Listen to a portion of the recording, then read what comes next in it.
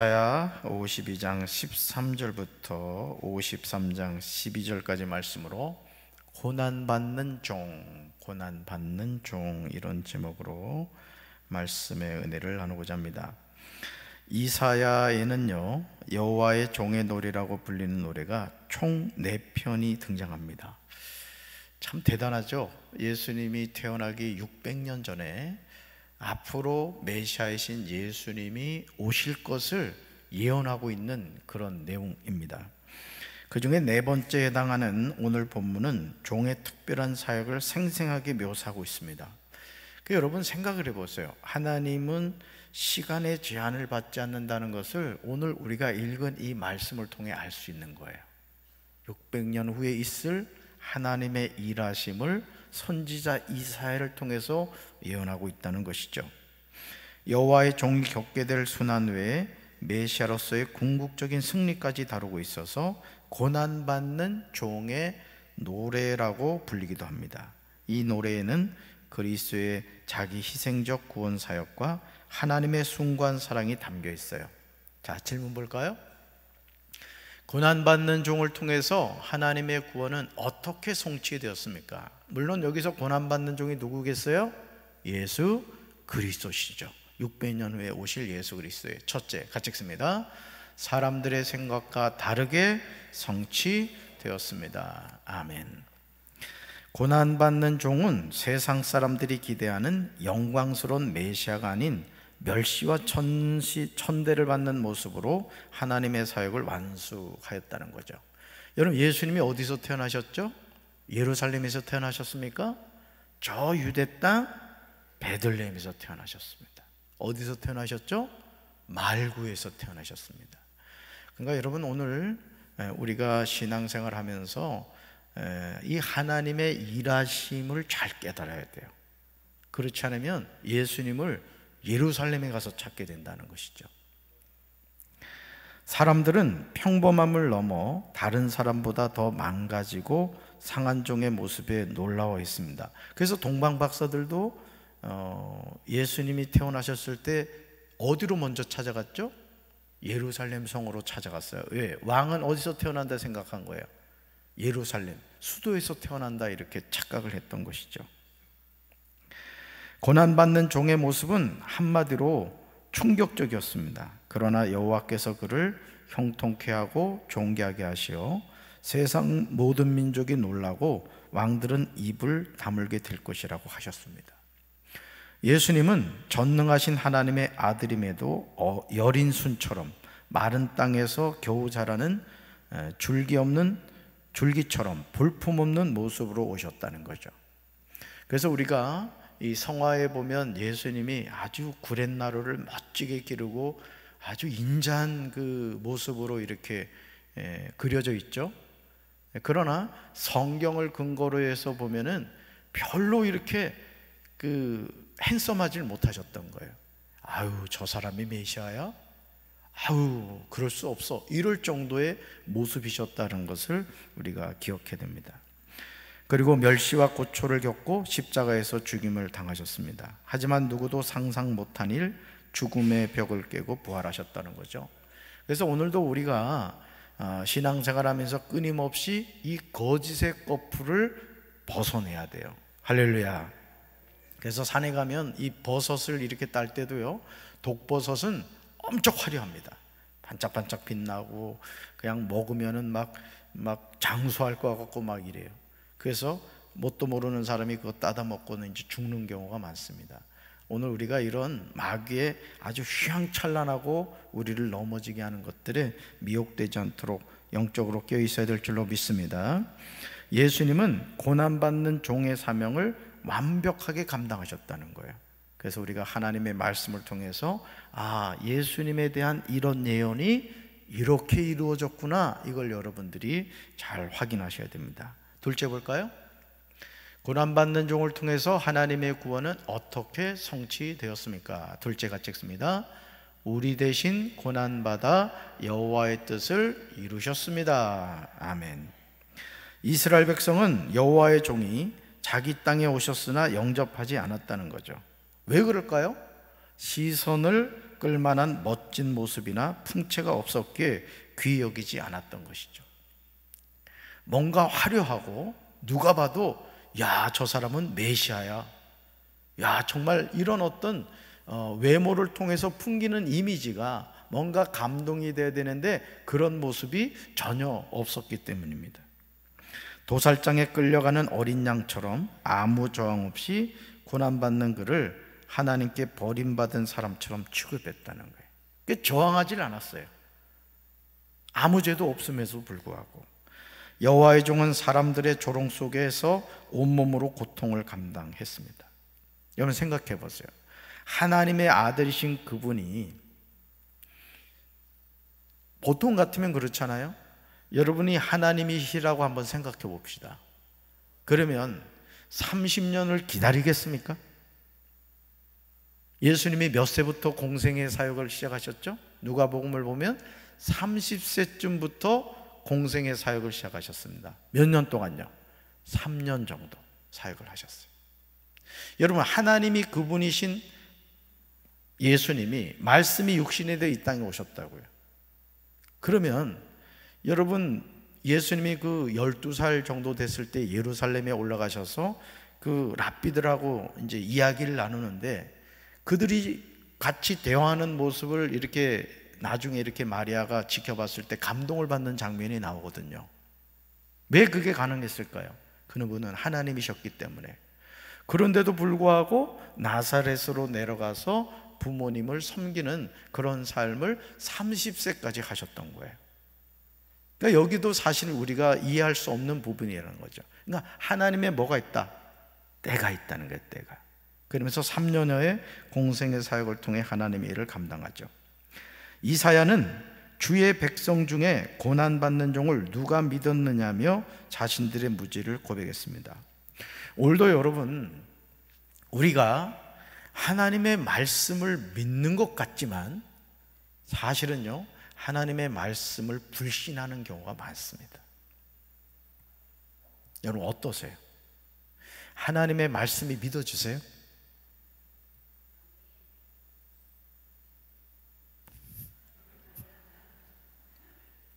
여기 충청도인 거 제가 알아요. 네, 이번에 신방을 했는데 어떤 분이 그러더라고요. 자기는 조금 이렇게 좀 감동이 늦게 와가지고 항상 이렇게 어떤 일이 있으면은 집에 가서 웃는다 그러더라고. 집에 가서 그냥 그 얘기가 생각나면서 해석이 된다는 거야. 그래서 제가 여기 확실히 충청도 맞구나 제가 이제 그랬는데, 여러분 말씀이 믿어주세요? 믿어주셔야 됩니다. 여러분, 우리가 하나님의 말씀이 믿어지지 않으면 온전한 신앙생활을 할 수 없습니다. 제가 이제 대신방하면서 여러분 가정에 하나님의 말씀을 이제 들고 찾아가잖아요. 그러면 그 말씀을 여러분이 믿고 곱씹어 여러분 자신의 것으로 선포하셔야 돼요. 네, 무슨 담임 목사가 그냥 아무 말씀을 가지고 가는 게 아니라고. 여러분들이 하나님이 주시는 그 말씀이 오늘 나에게 주시는 말씀이라는 것을 아멘으로 받아들이고 그 말씀에 밑줄을 긋고 왜 하나님이 담임 목사님을 통해 이 말씀을 주셨을까를 묵상하셔야 된다고요. 할렐루야. 오늘 권사님 한 분이 카톡을 보냈는데 대신방 받고 나서 바로 응답을 받았다는 거야. 남의 얘기라고 아멘 안 하는 거 봐. 기도하면서 이렇게 준비했던 건데 하나님 바로 응답됐다고 저한테 카톡을 보내왔어요. 너무너무 감사했어요. 할렐루야. 하나님 살아계신 줄로 믿습니다. 자, 그들은 뒤늦게 자신들의 허물을 짊어진 속장이 되어 대속적 고난을 당한 종의 실체를 깨달았던 거죠. 그러니까 여러분, 우리가 예수님 그분이 나 같은 죄인을 위하여 십자가 지셨고 그 십자가의 죽음이 나의 죄를 완전히 씻어주셨다는 게 믿어지면요, 너무너무 감사한 거예요. 너무너무. 믿습니까? 그러니까 이 십자가의 신앙이 깨달아지면요, 너무너무 감사한 거예요. 생각해 보세요. 내가 해결할 수 없는 죄의 문제를 예수님이 해결해 주셨어요. 그리고 그 예수님이 사망 권세를 깨뜨리시고 사흘 만에 다시 살아나셨어요.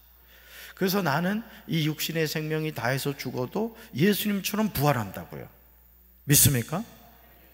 물론 그 영은 죽음과 동시에 아버지 나라에 가는 거고, 이 육은 어떻게 돼요?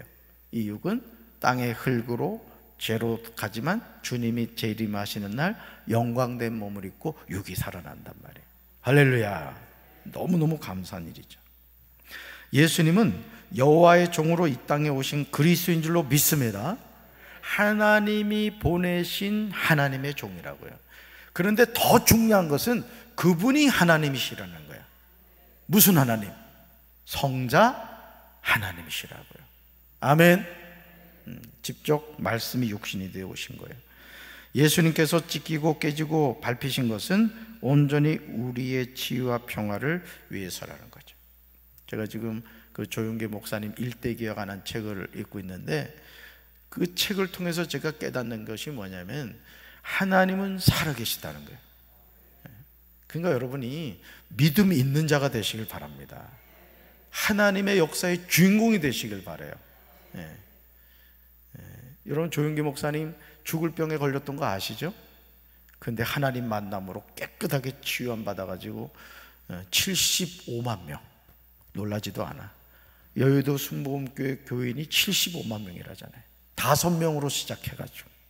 그래서 저는 요즘 하나님께 어떻게 기도하냐면은, 주님, 이제 성전 리모델링도 잘 됐으니까 빈자리 채워주십시오, 제가 기도합니다. 우리 강경은 여건이 너무너무 좋아요.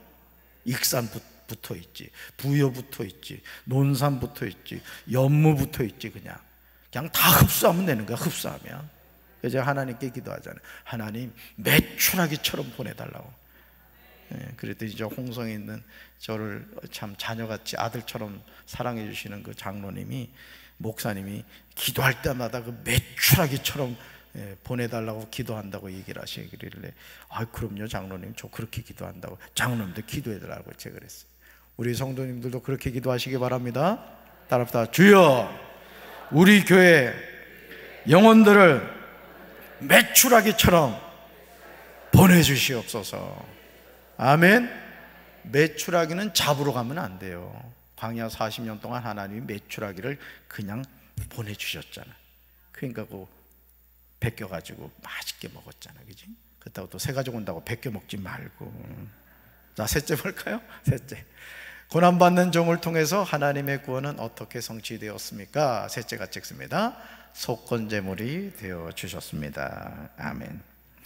여호와의 종이 곤욕과 신문을 받고 십자가에서 고통스럽게 돌아가신 것은 전적인 하나님의 계획이었습니다. 여러분, 사실 이 곤욕과 신문을 누가 받아야 되는 거죠? 내가 받아야 되는 거잖아요. 왜? 누가 죄를 지었어요? 내가 지었죠. 내가 죄인이잖아요. 근데 하나님께서 그 죄의 문제를 누구한테 맡겨버리셨어요? 아들이신 예수님에게 맡기신 거예요. 그러니까 여러분, 우리가 주님의 십자가를 바라보면서 눈물 흘리지 않을 수밖에 없는 것이 뭐냐면, 내가 죽어야 될 십자가에서 예수님이 대신 죽으셨다는 거죠. 왜? 나의 죄를 씻어주시기 위해서. 할렐루야. 오늘도 그 인터넷을 봤더니 참 이런 기사를 볼 때마다 너무 마음이 아파요. 아마 어머니가 일찍 돌아가신 것 같아요. 근데 이 청년이에요. 청년 24살인가 그 청년인데, 참 이게 아버지를 이렇게 잘 효도로 섬기고 또 남동생이 하나 있더라고. 근데 이 자매가 직장에서 점심을 먹다가 쓰러졌는데 죽은 거야. 그냥 내사 상태가 돼버린 거예요. 그래가지고 이 몸을 아예 그냥 기증을 했더라고요. 그래서 그 자매를 통해서 150 몇 명이 하여간 뭐 피부부터 해서 아주 이렇게 이식을 다 받았다 그러더라고요. 참 어려운 가정인데 그렇게 또 이제 하나님의 부름을 받았더라고요. 근데 우리 예수님도 우리를 위해서 그렇게 하셨다는 거죠. 그러니까 여러분, 우리가 주님이 우리에게 베푸신 이 은혜를 늘 기억하시기 바라요. 늘 겸손하셔야 됩니다. 그 주님의 그 사랑을 우리가 생각할 때 이 감격이 사라지면 안 돼요. 우리 대한민국 성도들이 제일 좋아하는 찬송이 뭔지 알아요? 438장이래. 내 영혼이 은총 입어 중환제진 벗고 보니 슬픔 많은 이 세상이 천국으로 화도다. 이 고백이 우리 고백이 되어야 될 줄로 믿습니다. 예수님은 이스라엘이 하나님께 행한 잘못을 배상하기 위해 스스로 속건제물이 되었습니다. 그러니까 죄의 값을 누가 대신 지불해 주셨다? 예수님이 지불해 주셨다는 거죠. 여러분, 예를 들어서 이내하고 제가 예를 들어서 여기 원마트를 갔다고 칩시다. 저희 딸이 그냥 막 먹고 싶은 걸 막 고르는 거예요. 이것도 고르고 저것도 고르고. 그러면서 딱 카운터 딱 와가지고 그냥 뒤도 안 돌아보고 샥 나가버리는 거야. 그럼 누가 계산해야 돼?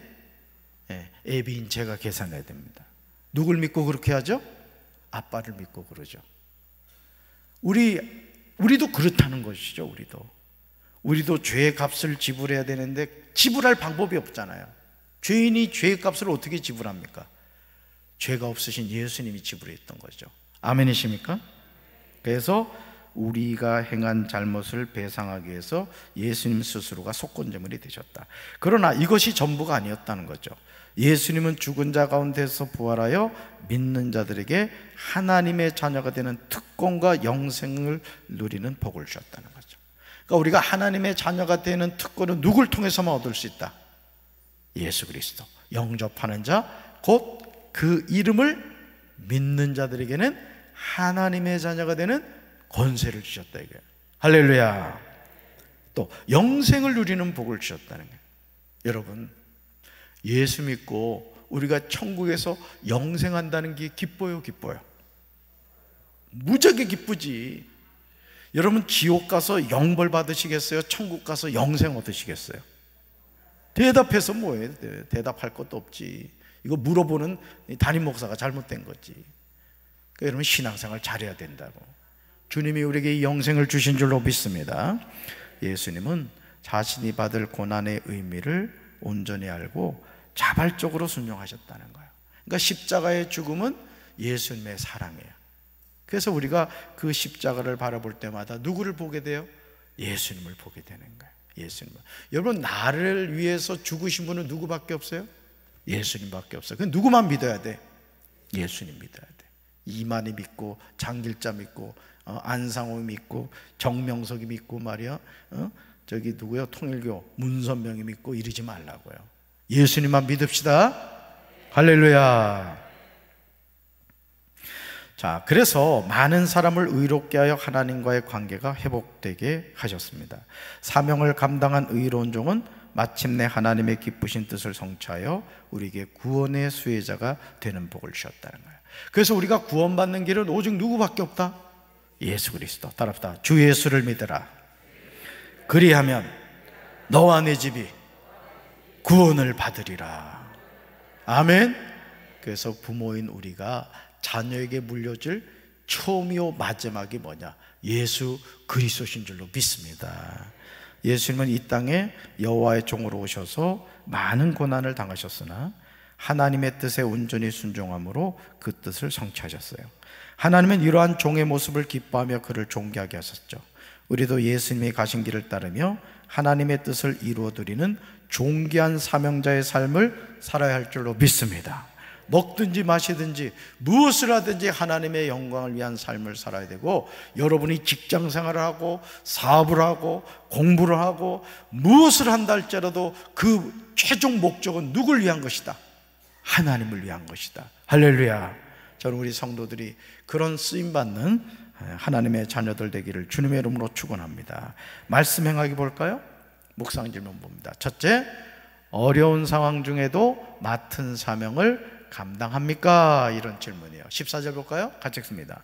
전에는 그의 모양이 타인보다 상하였고 그의 모습이 사람들보다 상하였으므로 많은 사람이 그에 대하여 놀랐거니와. 아멘. 잘 보세요.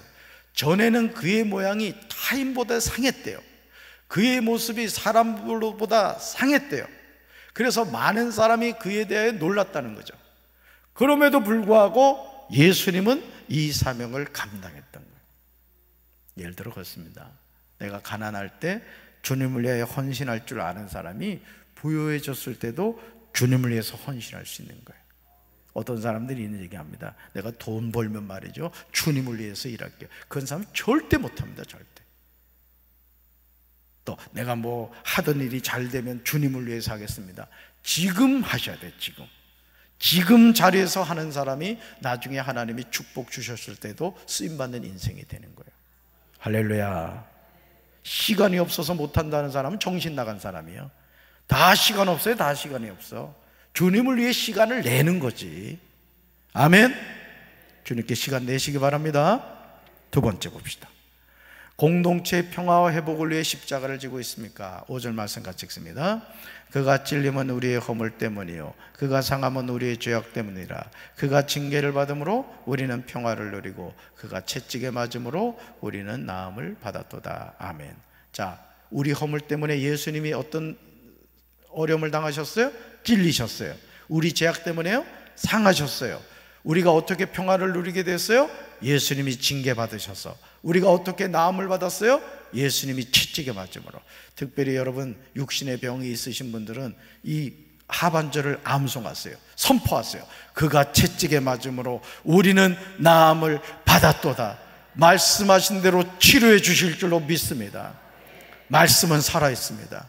아멘. 믿고 선판대로 이루어 주실 줄로 믿습니다. 그 다음 세 번째, 자발적인 섬김과 선을 행하면서 이웃에게 복음을 전하고 있습니까? 이런 질문이에요. 10절 봅시다. 같이 읽어요.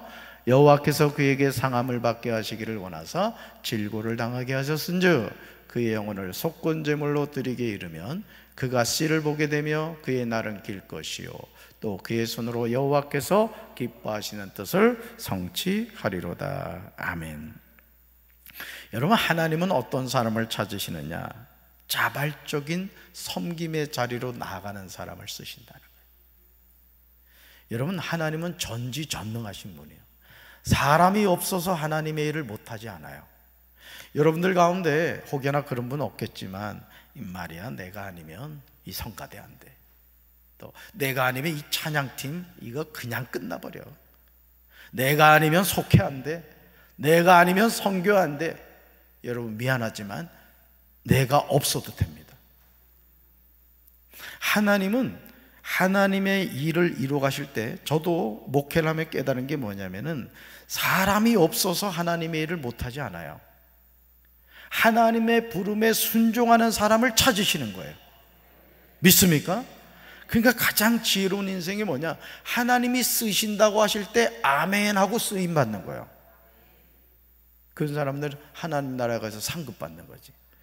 저는 우리 성도들 빼지 마시기 바랍니다. 주님이 쓰시기 원하면 아멘 하세요. 아멘. 그럼 하나님이 그 일을 감당할 수 있는 물권의 복을 주시고 영권의 복을 주시고 인권의 복을 주신 줄로 믿습니다. 여러분 돈 많이 벌어서 뭐 할 거예요? 높아져서 뭐 할 겁니까? 성공해서 뭐 할 겁니까? 주님께 쓰임받는 인생이 돼야 될 거 아니에요? 아멘? 그런 마음을 여러분 잊지 마시기 바라요. 그래서 자발적인 섬김과 선을 행하면서 이웃에게 복음을 전해야 되는 거예요. 전도를 한다는 것도 내가 무슨 전도 폭발 훈련을 받고 뭐 이게 아니라는 거예요. 순종하면 하나님이 지혜를 주시고 영혼을 붙여주시는 거예요. 할렐루야. 저는 우리 사랑하는 성도 여러분들이 이웃에게 복음을 전하면서 하시길 바랍니다. 삶의 적용 봅시다. 같이 읽습니다. 내가 할 수 있는 십자가 사랑은 무엇인지 생각해보고 일상 속에서 작은 일이라도 실천해 봅시다. 아멘. 십자가 사랑 뭘까요? 여러분들, 여러분이 살아가는 지역에서 십자가 사랑을 나타낼 수 있는 일이 무엇일까? 여러분 아주 작은 것도 할 수 있죠. 내가 사는 지역을 정말 이렇게 청소를 한다거나 또는 뭐 이렇게 아이들 등교할 때 그 차량 이렇게 위험하잖아요. 그런 안내를 한다거나 뭐 여러 가지 일이 있겠죠. 여러분들이 할 수 있는 십자가 사랑의 헌신은 너무너무 다양합니다. 전도를 통해서도 할 수 있고 여러분이 지역사회 어떤 모임에 나가서도 또 여러분들이 어떤 이 지역사회를 위해서 발언도 하고 아주 건설적인 방향 제시도 하고 이런 것이 십자가의 사랑이 되는 거예요. 저는 우리 성도 여러분들이 여러분이 살고 있는 지역의 주인공들이 되시길 바랍니다. 되든 말든 뭐 그냥 알아서 하겠다 이러지 말고 내가 아파트에 살고 있다면 내가 사는 아파트가 정말 살기 좋은 아파트가 되도록 하는 일이 여러분이 관심을 가져야 돼요. 관심을. 그런 것이 십자가의 사랑의 모습이라고 할 수 있습니다.